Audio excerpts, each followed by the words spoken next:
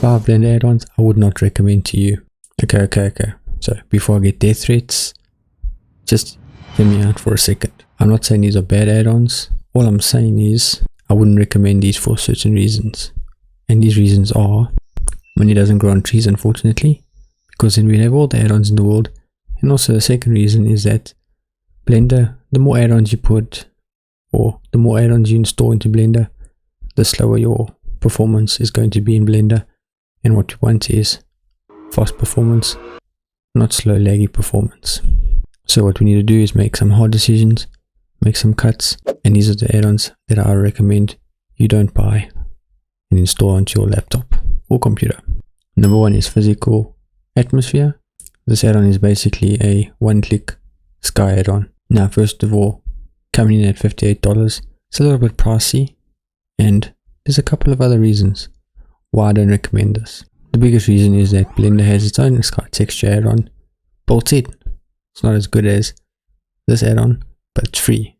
And also, you can just use H2RI, and if that's not good enough, you can use H2RI with the sunlight. Again, I'm not saying this is a bad add-on. All I'm saying is that it does things that you can really get done for free in Blender. So, we're to chop number 1, which is this one. Number 2, Random Flow. This is a random mesh generator, and it's designed for fast and easy hard surface prototyping. Now, if you don't know what that means, obviously this add-on is not for you. But this add-on is not that expensive, coming at $15, so it's not on the pricey end.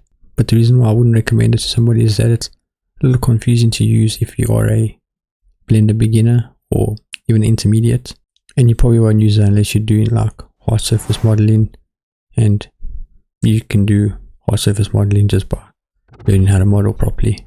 And if you're going to create sci-fi scenes, you might use this, but I don't think it's necessary.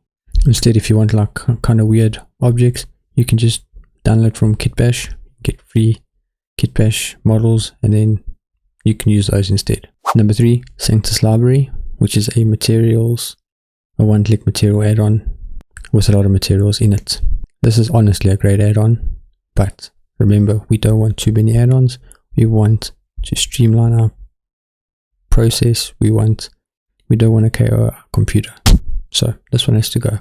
You're obviously going to need a material add-on with procedural materials, and my go-to is real-time materials from Ducky 3D.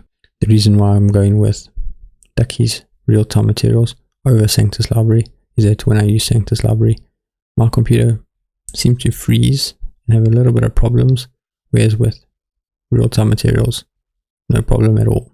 Number 4 is ChatTPT Blender add-on. Now, for $10, the reason why I wouldn't recommend this add-on is because it's pretty limited in what it can do. It can only do as much as ChatGPT can do in Blender, and right now it can do some stuff, but in my opinion, for $10, it's not really worth it. There are a lot of other add-ons for $10 or less that I'd recommend before I recommend this one.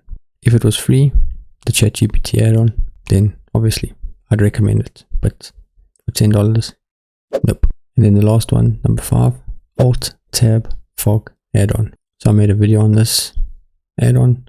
There's a free version that you can download, which I would recommend, but I don't recommend going for the paid version, because in my opinion, the fog you can create with a simple cube or even a UV sphere and the principal volume node is much better in my opinion.